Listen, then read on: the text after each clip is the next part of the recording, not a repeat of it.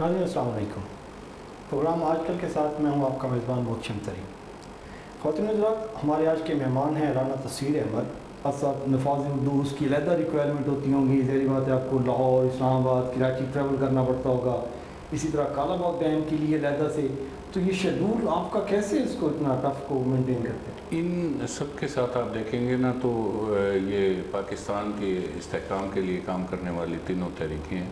تو صبح ملتان ہوں جی، یہاں کے رہنے والے لوگوں نے ملتان کو جو اس نے دیکھا، ریسرچ کی، تحقیق کی، اور جو سینہ گزٹ کے ذریعے لوگوں سے اسے معلوم ہوا، وہ کوئی 2 لاکھ سے اوپر سال قدیم کہا جاتا تھا اس وقت ملتان۔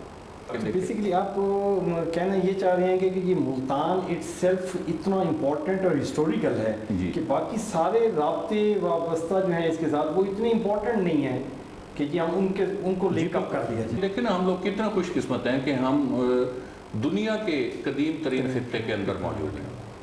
جو معلوم تاریخ ہے وہ اب تک دمشق کی پائی جاتی ہے، اور ملتان کی تاریخ کا تو اب تک کوئی مستند ایسا آپ کو ملتا نہیں ہے کہ جسے کہہ سکیں گے اتنے سال پرانا ہے۔